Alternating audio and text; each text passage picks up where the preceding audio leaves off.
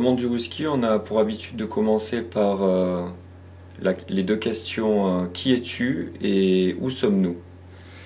Alors, je m'appelle Frédéric Revol et nous sommes dans le caveau du domaine des Hautes-Glaces. Donc, le domaine des Hautes-Glaces, c'est une petite ferme distillerie située dans les Alpes, au col Acaria, un col qui sépare différents plateaux d'altitude entre différents massifs alpins. On est situé entre le Vercors, le Dévoluy, les Écrins et l'Oison. Voilà. D'accord, tu connais l'altitude? Ici, on est à 896 mètres. D'accord, ok, donc c'est déjà la montagne. On est en montagne, effectivement. Ce qu'on essaye de faire ici, c'est l'idée du domaine, la volonté, c'était de traquer la notion de terroir dans le monde du whisky. En m'intéressant à comment était fait le whisky, après en avoir bu quelques fois, je me suis aperçu qu'à chaque étape de transformation, s'il n'y avait pas de tradition, le whisky c'est une tradition anglo-saxonne, et s'il n'y avait pas de tradition ici en France de whisky, en revanche, pour chacune des étapes, il y avait des grandes traditions, des traditions séculaires. Pour le maltage, pour l'agriculture, pour le maltage, pour la distillation, pour l'élevage, les fûts, etc. Donc, c'est toutes des traditions françaises en fait que tu as voulu mettre bout à bout. Plus locales, qui ont été mises bout à bout, réinterprétées en fait. Et l'envie, ça a été voilà, de ne pas faire un copier-coller de ce qu'en font les Écossais, mais finalement de se dire qu'est-ce que goûterait un whisky s'il était fait avec ses savoir-faire. Et surtout, parce que c'est ça, je disais qu'on a une ferme distillerie, s'il était fait de bout en bout, c'est-à-dire que si on utilisait des céréales propres, adaptées à nos montagnes, et des céréales qui ne sont pas celles de l'industrie classique. Voilà. Essayer de traquer le terroir au sens savoir-faire, mais aussi, surtout, au sens matériel vivant, au sens variété, au sens agricole du terme, et au sens biologique, puisqu'on est tout en bio aussi. Voilà. Là, on se situe devant un champ de culture. Donc, Ouais, ouais. voilà, donc qu'est-ce que tu peux nous dire sur ton orge et qu'est-ce qu'elle a de particulier en fait? Alors, du coup, c'est une orge d'hiver, un escourgeon, on appelle ça. C'est des orges un peu rustiques et des orges adaptées à nos climats de montagne. Ouais. Donc ici, on est à 900 mètres d'altitude, on a de la neige plusieurs mois par an. Et du coup, c'est une orge qui est semée en fait à l'automne, fin septembre, début octobre, qui va commencer à pousser, puis ensuite qui va passer l'hiver sous la neige avant de repartir au printemps. Donc là on est fin juin, les orges devraient être moissonnées d'ici 3 semaines, un mois. Donc c'est des variétés voilà, particulières de montagne. C'était aussi le projet du domaine qui est une ferme distillerie, donc une ferme tout autour, on voit les champs, donc on cultive nos céréales avec ces variétés-là. Et l'envie c'était un choix de variétés particulière et d'aller chercher justement la typicité de chaque céréale, de chaque goût, de chaque variété. Donc là c'est de l'orge, mais on fait aussi du seigle et aussi du grand épeautre. L'orge c'est la céréale classique des whiskies écossais. Donc c'est un peu une réinterprétation montagnarde du whisky avec nos orges de montagne.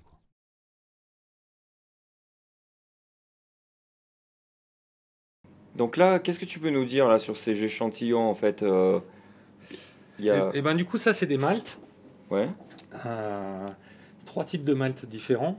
Donc déjà, rappelle-nous, le malt en fait, c'est on l'obtient avec donc en prenant la matière première et en la faisant germer Ouais, juste un petit peu. exactement. Et après en desséchant. Le malt en fait c'est un process. Ouais. On croit souvent que c'est une matière Ouais. première, mais c'est plutôt un processus. C'est toujours du malt d'une céréale. Alors en Europe c'est surtout du malt d'orge qu'on a, du coup on condense, on dit malt pour malt d'orge. Mais le maltage, c'est le fait d'avoir une céréale, de la faire germer et ensuite de la tourrailler, de la dessécher. En faisant ça, en fait, le principe, c'est que dans une graine, tu as un embryon et puis des réserves pour que l'embryon se développe sous forme d'amidon. Avec ça, en fait, tu fais pas d'alcool. Pour faire de l'alcool, de l'eau de vie, il faut de l'eau et des sucres fermentescibles. Et il n'y a pas de sucre fermentescible dans la graine en elle-même. D'accord. Donc le maltage, c'est un petit simulacre pour faire à la graine du sucre pour qu'ensuite on puisse faire de l'alcool. Parce que en fait, quand on la fait germer, la graine, pour se développer, va transformer l'amidon qu'elle contient en sucre. Le sucre qu'elle utilisera normalement pour se développer. Donc on la fait germer à peine quelques jours, et après quelques jours, on arrête le développement de la graine en la séchant, en la tournoyant, on appelle ça. Et donc on va se retrouver avec quelque chose qui ressemble à une graine, mais qui est en fait du malt de cette graine, qui est inerte et qui est sucré. Ça sera donc la base derrière pour broyer, brasser et faire l'eau de vie. Donc ici on a plusieurs maltes. On a du malt d'orge. Donc la graine à la base c'était de l'orge. Mmh. Donc c'est marqué bio parce que ici tout est en bio.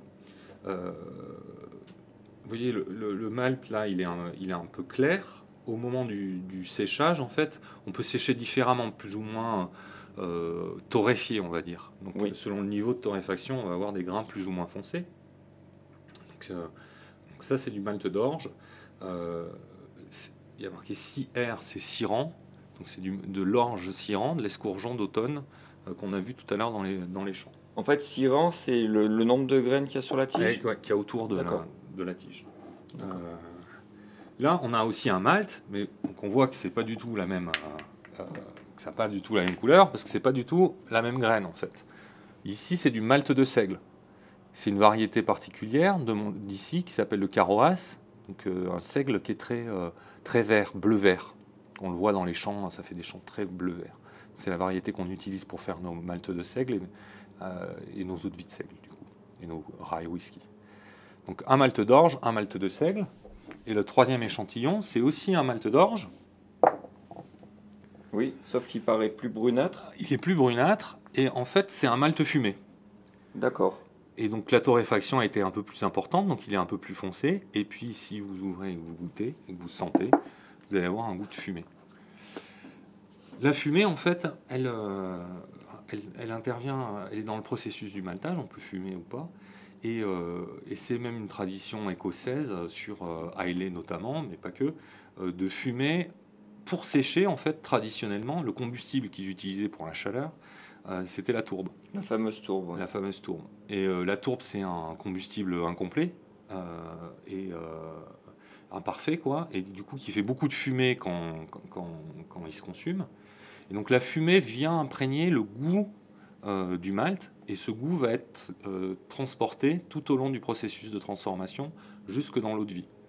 Et le goût de fumée, de tourbé, sur Islay vient de la fumée du maltage. Voilà, en fait, il n'y a pas du tout de tourbe dans le whisky écossais, pardon. C'est la fumée qu'on envoie sur... Voilà, c'est la fumée qui a servi à sécher le malt vert au cours du processus de maltage. D'accord. Et donc dans notre logique, ici au domaine d'utilisation de savoir-faire locaux pour réinterpréter le process du whisky, on fait une fumée au bois de châtaignier. En fait, il y a plusieurs traditions de fumée en Europe. Il y a des grandes traditions connues, donc la tourbe pour le whisky, le bois d'être pour tout ce qui est saumon et aussi charcuterie du Nord. Et puis il y a une troisième tradition de fumée qu'on retrouve dans les coins où il y a du châtaignier, en Ardèche, en Isère et aussi pas mal en Corse, qui est la fumée au bois de châtaignier. Donc on a utilisé cette tradition locale pour fumer notre malt. D'accord, donc ça. Encore une spécificité, et ça sent, ouais, on sent vraiment la différence, quoi. J'aime beaucoup la charpente de cette... En fait, ouais, moi, de formation, en fait, je suis charpentier, j'ai fait les compagnons, et c'est vraiment très spécifique de ne pas avoir de poinçon, en fait. C'est vrai, la manière, ouais, c'est vraiment, c'est rare, quoi. Et en plus, elles sont grandes et elles sont belles. C'est un beau bateau à l'envers. Ouais, voilà, ouais, ça fait vraiment bateau. Donc au fond, c'est nos silos. Ouais. C'est là où après la moisson, on va venir stocker nos céréales. On les trie pour garder que le grain et on met en silo. Donc il y a plein de petits silos, entre guillemets, plusieurs, puisqu'on a plusieurs céréales différentes, orge, seigle, grand épeautre, mais aussi parce qu'on suit nos lots, nos eaux de vie parcelle à parcelle, parce qu'on a des natures de sol différentes. Et on essaie de voir si on pousse la notion de terroir jusqu'à la nature des sols, et on essaie de voir si, comme en vin, il y a un lien entre le goût de l'eau de vie et la céréale. D'accord. Première étape de transformation, le maltage. Donc ça, c'est un micro-malteur. On monte, la céréale arrive par en haut. D'accord. On va fermer après les orifices là, et du coup, on va commencer par mettre de l'eau. Il y a un fond filtrant, drainer, mettre de l'eau, drainer. On mime en fait le printemps ou l'automne, pluie, réessuyage, pluie, réessuyage. Voilà. La céréale commence à germer. Le tambour, le cylindre, là, il est sur galet, donc il va pouvoir tourner sur lui-même pour homogénéiser la germination. Et après quelques jours de germination, on va dessécher, envoyer de l'air chaud. Voilà, qui va sécher le malt vert pour donner le malt final. Les malteries, les nouvelles unités qui se construisent aujourd'hui, elles maltent 450 tonnes par 450 tonnes. D'accord. Ici, on malte 1,5 tonne par 1,5 tonne. Voilà. Donc c'est 300 fois moins. Ouais, c'est beaucoup plus artisanal. En fait, on a fait un outil à la taille pour pouvoir malter nous et qui soit adapté à notre petite taille, quoi. D'accord. Voilà. La céréale écrasée arrive là-haut dans cette cuve, qui est la cuve de brassage, où on va ajouter de l'eau, plusieurs eaux à différentes températures. En fait, on fait une sorte d'infusion pour mettre en solution les différents composés du malt. D'une part, on met en solution les sucres qui vont donner l'alcool, mais ici, on utilise des paliers de température, donc des eaux à des températures précises, pour aussi mettre en solution protéines et dextrine qui vont témoigner de la typicité, amener de la typicité derrière en termes de goût. D'accord, ok. On va après le brassage, là aussi il y a un fond filtrant au fond de la cuve, on récupère uniquement la partie liquide pour la suite du process, pour faire fermenter. La partie solide, comme ici on est en milieu rural et qu'on est une ferme, on va la réutiliser. Ça s'appelle la drèche, et cette partie solide va servir à nourrir les chevaux qu'on a en pension en hiver, et en été quand les chevaux sont à l'herbe. On composte la drèche et ensuite on l'épand sur les champs pour nourrir les champs. Et en fait, à ce niveau-là, est-ce qu'il y a déjà de l'alcool dans la drèche? Pas du tout. Non, à ce niveau-là, c'est pas alcoolisé du tout. Les chevaux, ils sont pas bourrés. Non. La fermentation alcoolique, elle intervient juste après. D'accord. En fait, le liquide qu'on appelle le wort, qu'on a soutiré là, on va le mettre en fermentation dans les cuves qui sont ici. Donc on ajoute des levures les levures, on va en agir un peu comme révélateur. Elles vont transformer le sucre présent, les sucres fermenticibles, en alcool, mais elles agissent comme révélateurs. Elles ne font pas que ça. En fait, en fonction des oligo-éléments du brassin, de la qualité de l'eau, mais aussi des protéines, des dextrines, etc., de tous les composés présents dans le brassin, elles vont faire des goûts. C'est pour ça que finalement le travail qu'on fait en amont sur le choix, la qualité des céréales, le choix des céréales, la manière de malter, la manière de brasser, va venir être révélé en termes de goût aussi pendant cette phase de fermentation. Et donc 2 alambics, c'est des alambics de type cognacé ou écossais traditionnel, donc des alambics, le type de distillation qu'on fait ici, c'est de la distillation fractionnée à repasse. On dit repasse en cognac ou double distillation en whisky. Donc un alambic un peu plus gros qui fait 2500 litres, le wash still, pour faire la première distillation, où on va en fait faire garder qu'une partie de ce qui coule. Sur les 2500 litres qu'on distille, on va garder 700 litres. Et ces 700 litres, on les met dans le petit alambic, le spirit still, celui-ci. On va faire une deuxième distillation ou une repasse, où là encore, on va faire différentes fractions. On va garder qu'une seule fraction qu'on appelle le cœur de bonne chauffe, qui sera la base de la future eau de vie. Donc la distillation, généralement, elle a 2 fonctions de concentration de certains éléments, dont l'alcool, dont les substances aromatiques, et de tri, on en évacue aussi. Mais ici, on est sur des alambics à feu direct, donc des alambics où en fait la flamme vient sous l'alambic, crache directement sous le cuivre et chauffe l'alambic. Et donc dans ce type de distillation, il se crée aussi un peu des goûts lors de la distillation. Ok, donc là on est dans ce qu'on appelle le chai. Ouais. Donc l'eau de vie qu'on a fait, on l'a gravitairement, elle descend ici et on va la mettre en fût pour faire du whisky après quelques temps. Donc on est ici, la spécificité, c'est pas une spécificité, mais on n'utilise que du bois français. C'était le parti pris de travailler avec nos traditions et on a une magnifique tradition tonnelière en France. Donc ici pas de fût de Bourbon, de sherry, de tout Non, ça. rien de tout ça, uniquement des fûts français. Il y a donc une variété de chênes particulière. Donc on utilise à la fois des fûts neufs, un petit peu, donc qui sont ici, c'est ces fûts clairs.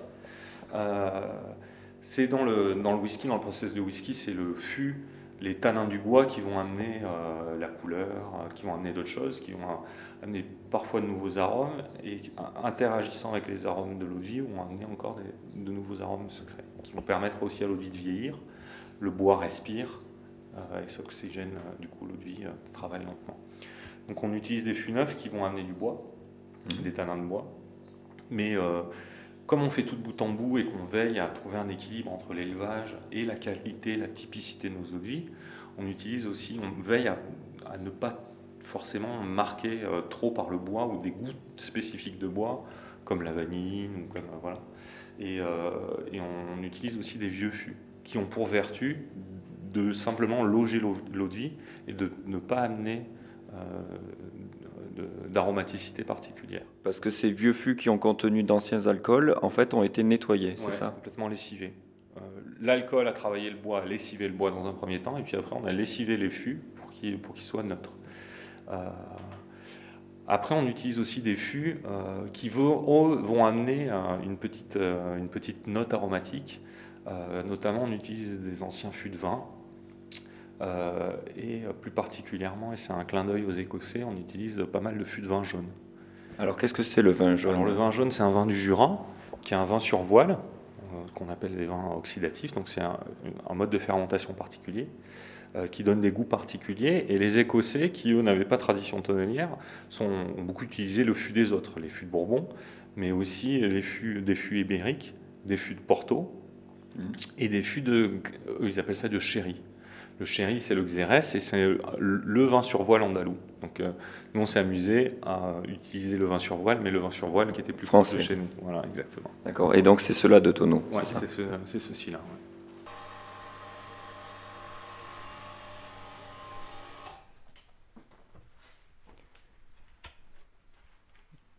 Nous arrivons maintenant dans la dernière partie de la production, donc l'embouteillage, c'est ça? Ouais. Et donc en fait, explique-nous un peu comment tu procèdes. C'est très simple. On a une petite tireuse où gravitairement on fait descendre, qu'on relie au tuyau et on fait descendre dedans. Et puis derrière, tout est manuel.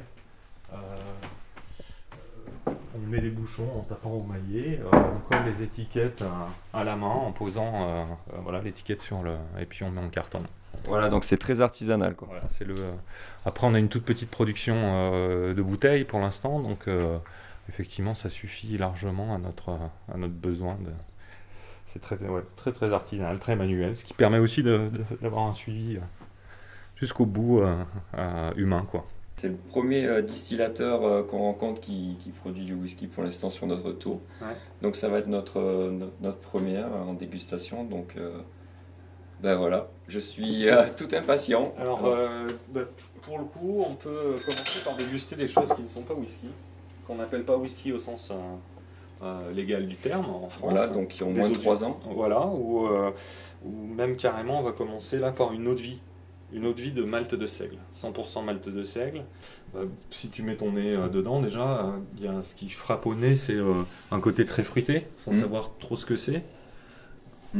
Certains, ils voient des liens avec de la Mirabelle, un truc un peu noyau comme ça, mais il y a quelques semaines, il y avait des Mexicains qui étaient là, qui étaient passés au domaine, et eux, en mettant le verre dans leur nez, ils disaient « Ah, ça sent la gave, ça sent la gave ». Donc la gave, c'est le fruit qui sert à faire le mezcal et la tequila, mais du coup, voilà, il y a un côté très fruité. C'est aussi un pari, avec des variétés particulières, le process qu'on a, d'aller chercher du fruit, quoi. Après, en bouche, on est sur quelque chose de très grand, de très souple, et on retrouve la typicité céréalière beaucoup plus en bouche avec un côté pâtissier qui vient, céréalier. Et ce qui est très typique du seigle, il y a un côté un peu épicé qui monte petit à petit. On est sur un côté poivré un peu. C'est très gourmand aussi, c'est très... C'est facile à boire, c'est un peu l'idée. Flavis, donc ça c'est une cuvée d'orge, comme les moissons, mais là on est en version whisky, on est plus âgé, et la typicité de cette cuvée, c'est que c'est un single cask, un seul fût qui a été mis en bouteille, d'une seule moisson, d'une seule parcelle. Donc c'est cette notion de whisky parcellaire où dans cette bouteille, comme dans celle-ci, où on peut dire c'est le grain de ce champ-là, de cette année-là. Voilà, tout ça c'est référencé quelque part, et c'est d'où le nom Flavis, c'est ça, c'est et du coup voilà, c'est un brut de fût. Flavis en fait, c'est un nom latin, ça veut dire jaune. Et derrière, en élevage, c'est un seul fût, et c'est un fût de vin jaune. D'accord. Un fût de vin jaune pendant 4 ans. 4 ans. On a un peu côté un peu abricot sec, il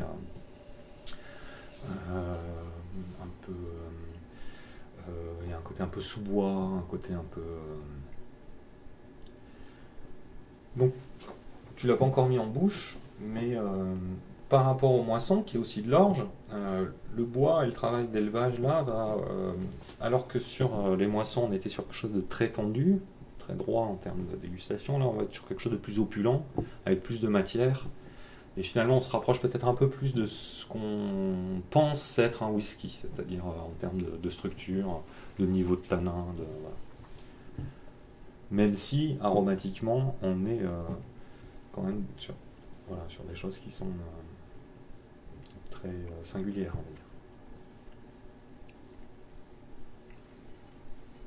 va dire.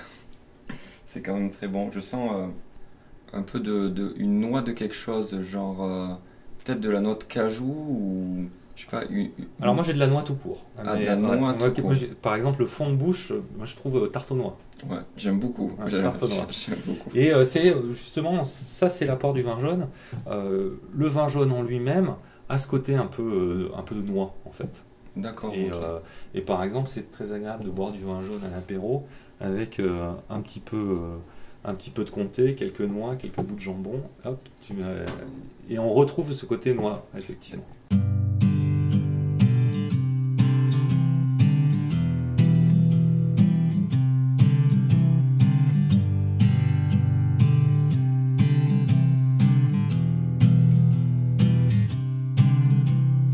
Once here hanging under a green tree, my pen was dry next to my coffee.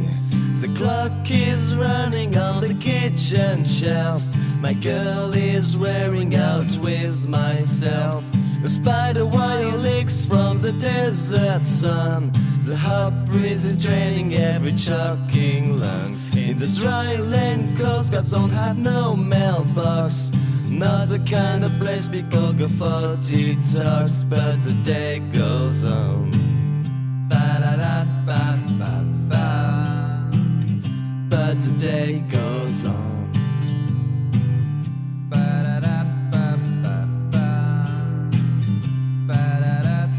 The girl on the wall is lying with a pair of shoes. She's been building up the headline news, thinking about her dad outside the big red farm, working on his field gun at the end of his arm. But the day goes